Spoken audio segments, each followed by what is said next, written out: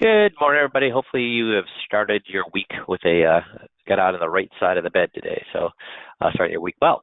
So go ahead and get started here. We got some tools that we're going to share with you later on here. But last week I talked about Tom, who is one of my favorite advisors because he follows up and follows up and follows up.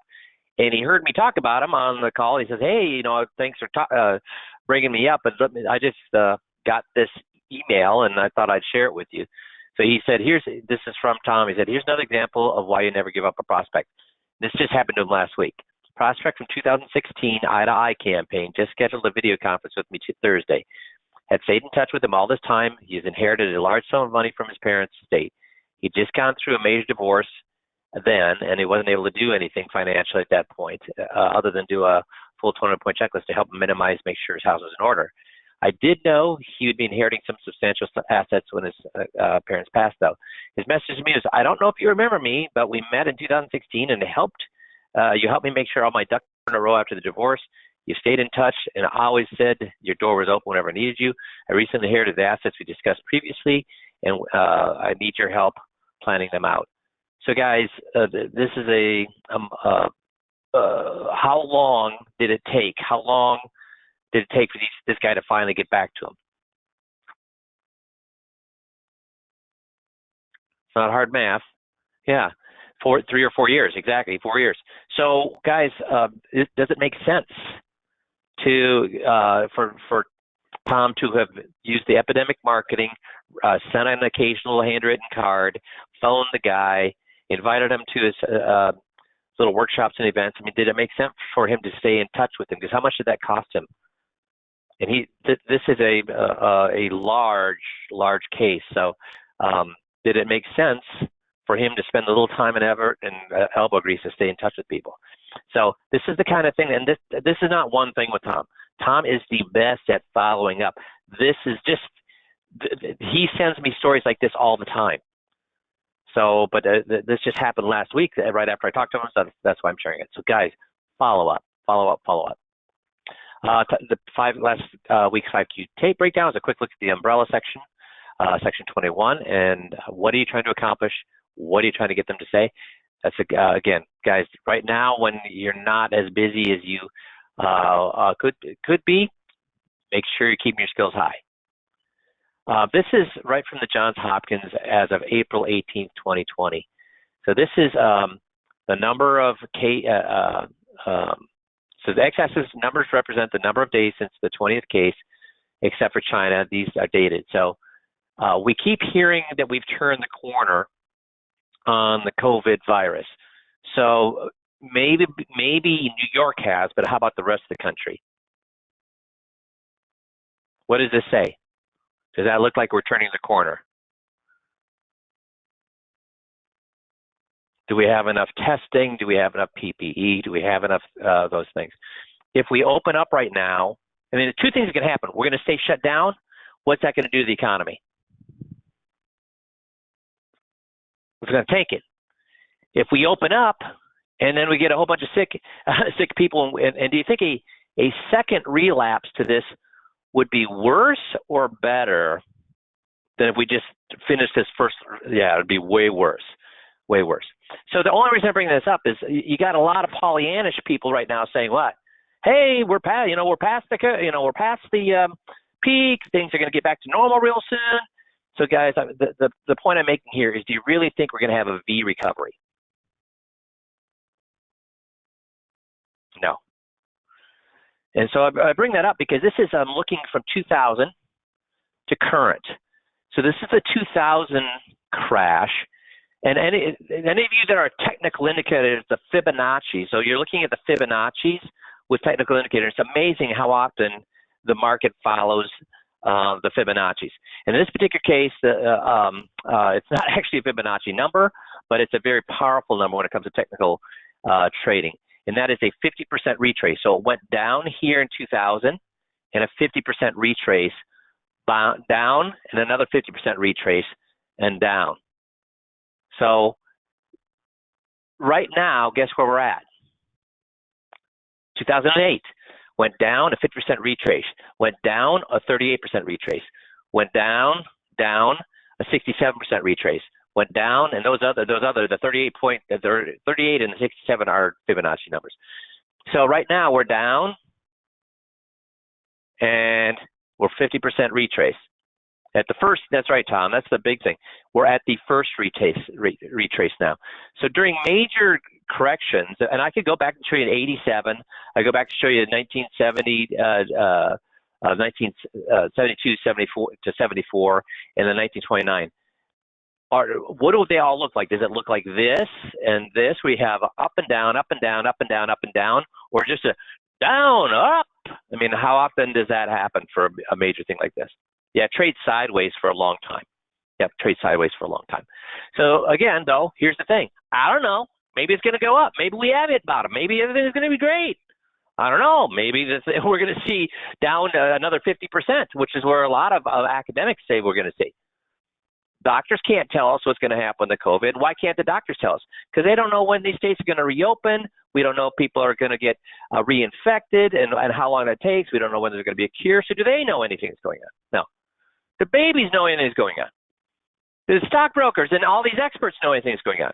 What does anybody know? Nothing. So again, when we know nothing, what do? Plan for the, we hope for the best and plan for the what? Worst. That's right. We hope for the best, plan for the worst. That's where that 50-50 comes in. And right now, should anybody have money in bonds? I don't know if you saw Ray Dalio. What he said, quote unquote, you'd be pretty crazy to hold bonds right now. So, you know what, Ray Dalio, if you don't know who Ray Dalio is, you've had your head in the sand, and you need to Google him and everything about him. Okay, so does that make sense? I don't know what's going to happen. I have opinions just like everybody else on the TV does, and everybody else on talk radio does, and your neighbors and your friends and your BD and your RIA and your insurance company, they all have opinions. What are they? Nobody knows. So if you don't know, you always hedge your bets. You plan for the best, or you hope for the best, plan for the worst. So a couple of things I want to talk about today. What makes people tick? What people tick? Well, the Journal of Personality and Social Psychology, they have an acronym called PINT. PINT makes people tick, not beer. In this case, I'm just using a pint of beer as a picture, but PINT. P-I-N-T. Prominence is one thing that makes people tick. Power, social status, money-making ability, master over skills, and glory. That's one thing that will motivate people. Inclusiveness, our drive to be accepting of other people and to be accepted. Negativity prevention, our desire to avoid conflict, disagreement, embarrassment, and isolation. And tradition, uphold long-standing institutions, culture, and customs. So how does the 5Q system address these things? Does it address prominence, power, social status, money-making ability, mastery over skills, and glory? What is the whole 21-point checklist? What do we call it? Cover your assets. It's control over your assets. Control over your assets. So that's mastery over their assets. How about inclusiveness? What do we say over and over and over during the FIA presentation?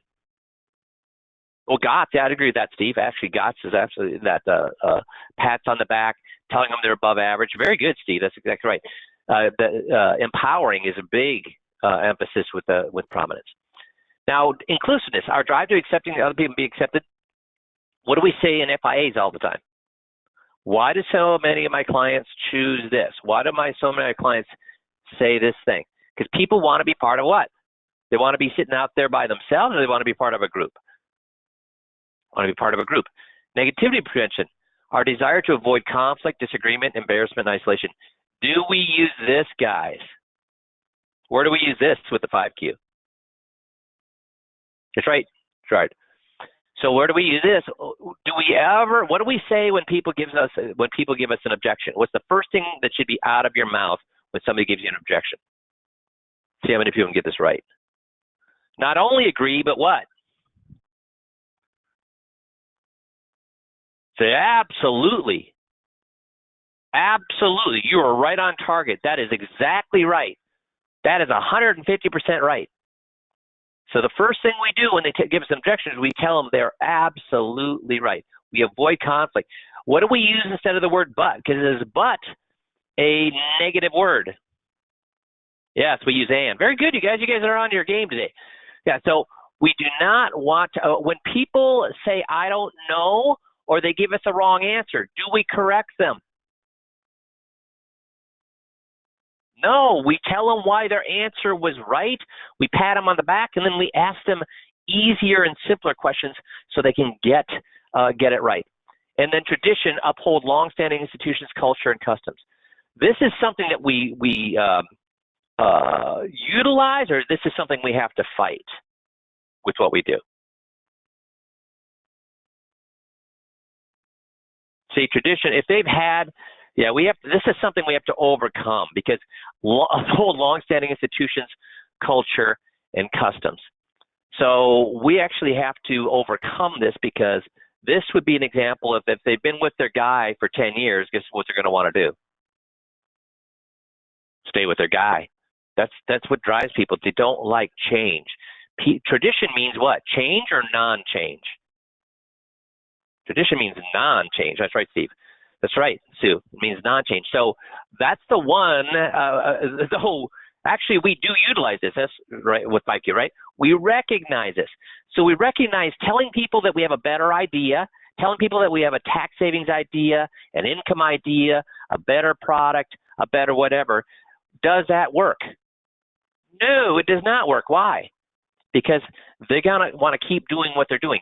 So the only thing that works is telling them that we have a better idea or making their decision black and white. And what is the black and white decision they need to decide with the 5Q system? What's the black and white decision where they don't have to think about it, they don't have to scratch their head, they don't have to weigh the options. What is it they decide? That's right. They have a bad, untrustworthy advisor. Do they have to, if they have an untrustworthy advisor, do they have to weigh the options at that point? Or is it a knee-jerk reaction? Get away from the guy. Yeah, so these are all things. This is what drives people, and we do leverage them. That's what we do. See, and people just want to belong, and we want them to belong to us. So another one out of the Journal of Financial Services Professionals, an exploratory study of who worries and the associated stressors. So they proved what we've known a long time ago, which is if you want to get to an outcome, what do people use for those outcomes? They think about what could happen if I did this, anticipated outcomes, what could happen if I did this, what's the probability of that thing would happen, and other factors such as vividness, immediacy, and background mood. This is a really important one. So give me an example of how we use vividness, immediacy, or vividness first. What's a way because before I go back to this, people make their decisions based on cognitive evaluation, feelings. Yeah, both. But which one of these boxes has more arrows pointing at it? Thinking about the decision, analyzing the decision, or feeling the decision? Yeah, the feelings has 3 arrows. This only has 2 arrows. Okay. So let's go back to the feeling because this is 90% of feeling right here. Where do we use vividness? Daniel says the cigar box with the money in the vividness. Absolutely. That's a great example. Stories, Nick, exactly. Stories, the taking abstract and making it concrete with you guys are on your game today. Awesome. So that's an example of vividness. Where do we use immediacy? Give me an example of where we use immediacy.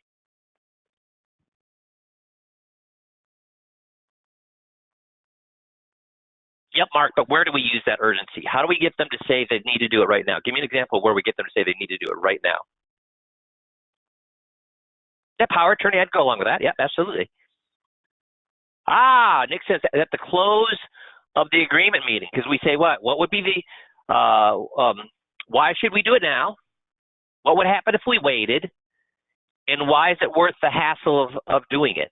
So that's a great example of immediacy. But you guys are coming up. There's also little mini immediacies. Like Michael says, a bond story, POA. Yeah, we have a little immediacy really at the end of every script, but the major one there is at the agreement meeting and the closure at the agreement meeting.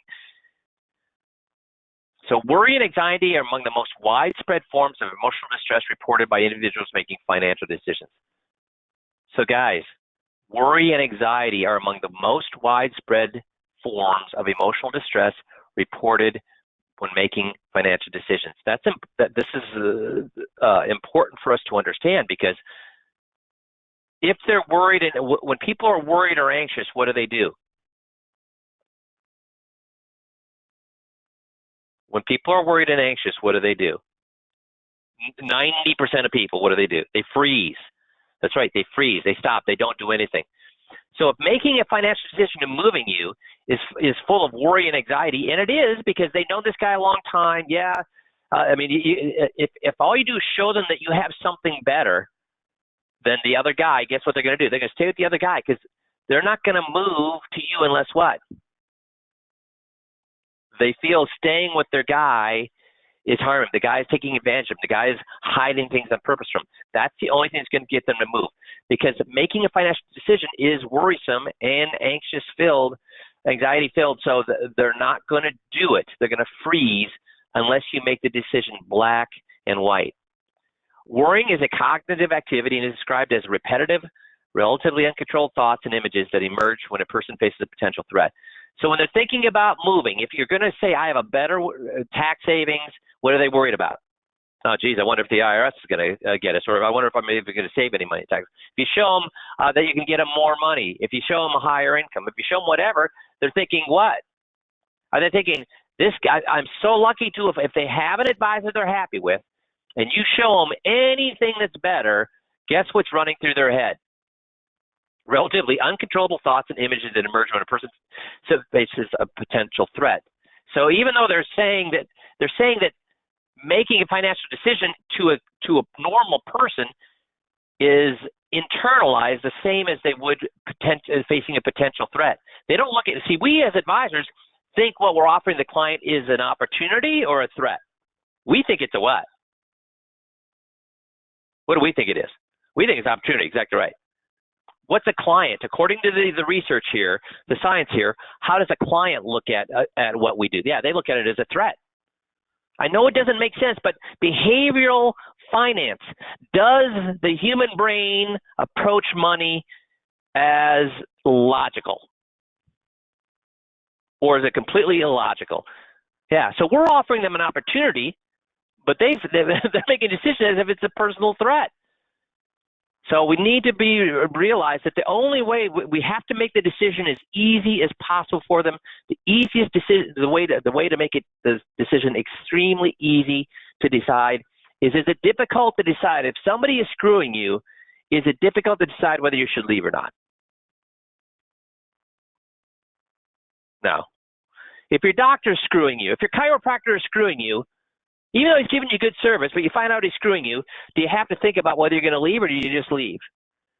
I don't care who it is. If they're screwing you, do you have to think about it, or you just leave? Now, if I had a chiropractor and there was a chiropractor over across the street and he was saying, oh, I've got all these better services, or a dentist or whatever, how many people leave their current dentist or chiropractor to go to another one just because they have better services? If they've been going to their normal guy forever, you have very, very few. That's right. So that's why we have to make the decision black and white. So this is the science of why we have to do it the way we do it. Now, what are they? What are Americans anxious about? Now, this is before COVID. So it's January 2020. So this is before COVID. Oh, I'm sorry. Yeah, it's actually 2018. So it was in the Journal of Financial Service Professionals in January 2020. But this poll is from 2018. So obviously before the COVID. But what is the number one thing people are concerned with? Health. And then paying bills, and then keeping family safe. Those are the things. Health, expenses, and keeping the family safe. So does the 21-point checklist address these things? Yes. So we're the 21-point checklist. If I just go to them about their stocks and bonds and investments, how many of those three things? Health, paying bills and expenses, and keeping my family safe. How many? If all I am is an investment advisor, how many of those three am I doing?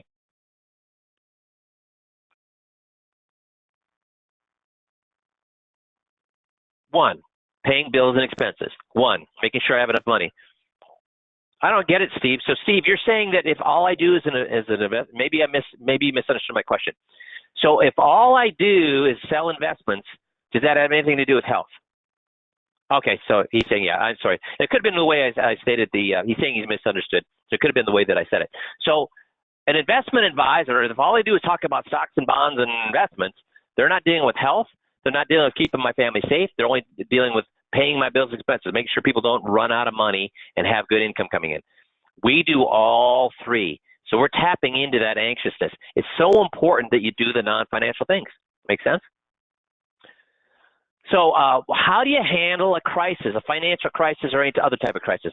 ARP has some great tools that you should be sharing with your clients and you should know that are available. One of them is the ARP Money Map. So, oops, I guess we didn't have that queued up. So just a second here. I get to the internet where I can show you this. And the tools that they have in there. So just a second.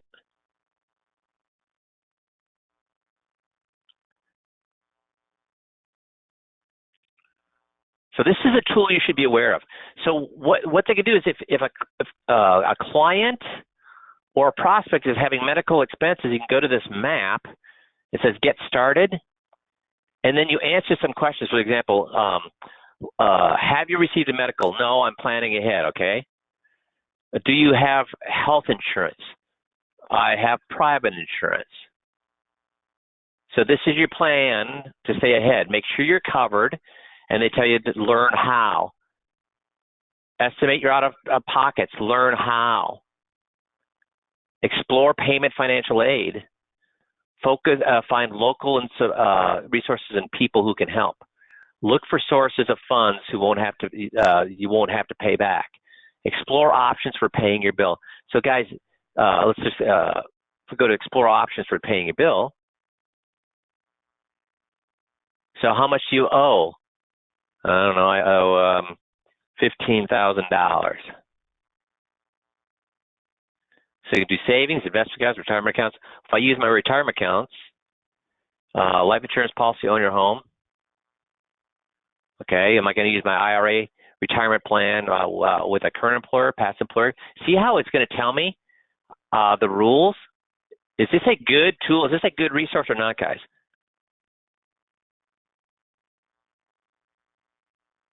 This is an awesome tool for you to know about.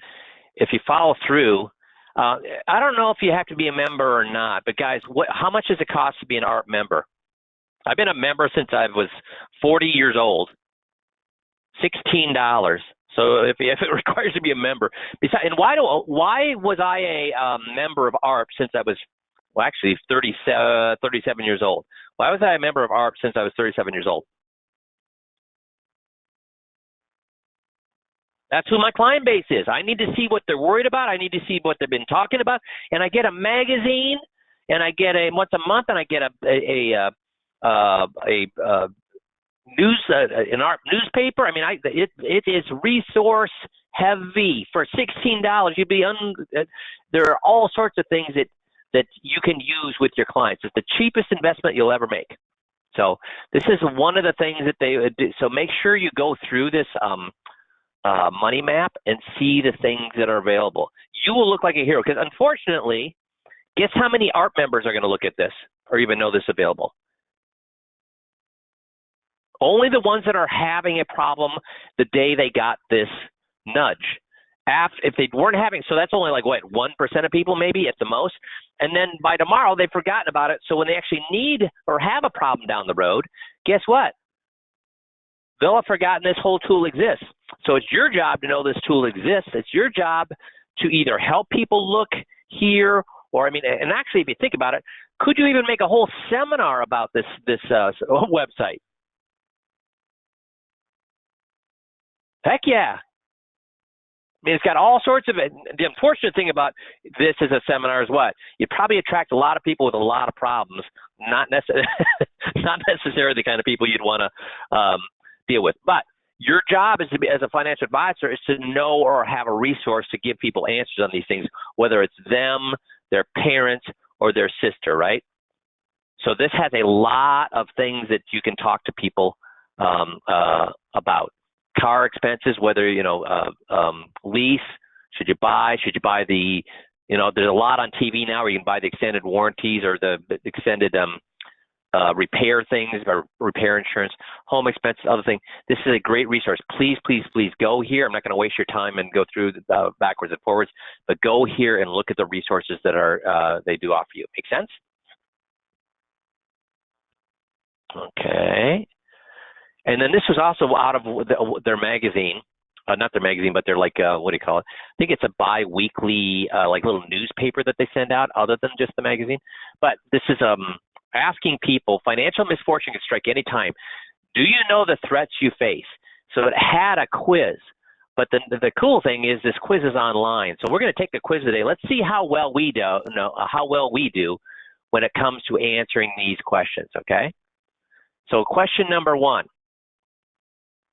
Let's see if I can get here. It should be taking me there. Okay. Question number 1 is, so let's do it together, guys. Which of these 2 events has a greater chance of occurring? You win $50,000 Powerball payout after buying 1 ticket, or you get struck by lightning sometime in the next year. Which one do you think? Everybody's saying lightning. So I'll say lightning. Check answer. Incorrect. The chances of being hit by lightning are 1 in 1.2 million, but your chances of winning the Powerball are, for a $50,000 Powerball, is 1 in 913,000. So a little less than 1 million to win the Powerball, $50,000 Powerball, a little more than 1 million to be hit by lightning. But does that mean we should go out and buy lottery tickets? Sadly, you only have a 1 in 292 million shot at the jackpot. I got this one wrong too. I thought it was lightning, so I got this one when I went wrong too. So let's see the next question. 2. A mutual fund that you hold drops in value by 20%. How much will it have to increase in value to return to its original price? Everybody's getting this right, 25%. Correct. Shares cost $100. They fall 20%.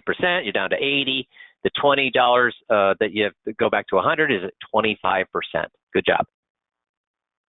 At your local bank, you have $300,000 joint account with your spouse. You have $100,000 CDs in your name only. You have a safety deposit box with $50,000 in cash. A meteorite obliterates the bank, which then fails. How much will the FDIC insurance cover for you and your spouse?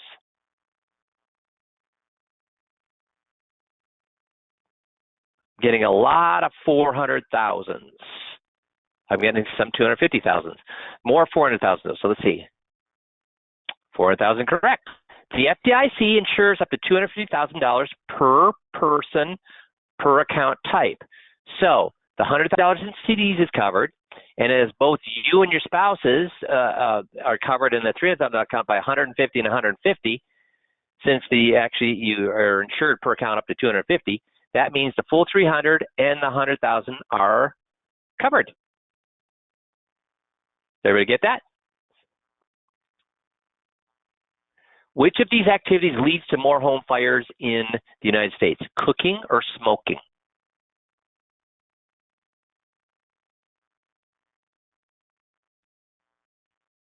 Evenly split. Evenly split. So looks like we have a little bit more cooking. Let's see. Cooking is correct. Smoking causes the most home fire deaths, but cooking fires, which do an average of $6,600 of damage, are the most common home fires, reports the National Fire Protection Agency. So about a third of cooking fires get started when no one is in the kitchen. So smoking more deaths, cooking more fires. According to a recent ARP Foundation survey, what percentage of people who have been direct sellers for a multi-level marketing company said they lost money as a result? This is a good one because we are going to have a lot of economic hardship going forward. And unfortunately, when there's a lot of economic hardship, these multi-level marketings pop up all over again. So I'm getting everybody saying 47, 47, 47. Correct. 27% said they were broke even. 25% said they made money. 47% or half of them said they lost money.